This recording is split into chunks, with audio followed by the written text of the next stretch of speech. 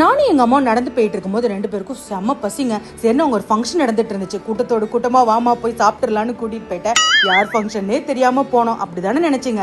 இல்லங்க, ரீசெண்டா எங்க வீட்டுல நடக்கிற ஃபங்க்ஷனுக்கு இந்த மாதிரி பிளேட்ஸ் டெக்கர்லாம் பண்றதுக்கு Aarthi plates deckers and fancy store கோயம்புத்தூருக்கு போயிருந்தோம்.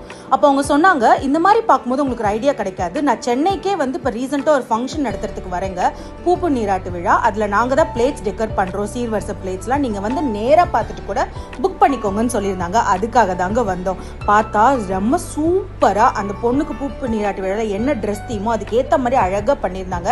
அவங்க அடுக்கிறத பார்த்து எனக்குமே ஆசை வந்து அவங்களோட சேர்ந்து நானுமே அடுக்க ஆரம்பிச்சிட்டேங்க. அதுல இந்த நெக்லஸ் தீமா இருக்கட்டும், இந்த பிள்ளையார் தீம், அதுக்கப்புறம் அந்த பொண்ணு என்ன ட்ரெஸ் போட்டிருக்காங்களோ அதே தீம்லயே ஸ்வீட்ஸ், பழங்கள் எல்லாமே அழகா டெக்கரேட் பண்ணியிருந்தாங்க. பார்க்கவே ரொம்ப ப்ரொஃபஷனலா இருந்தது.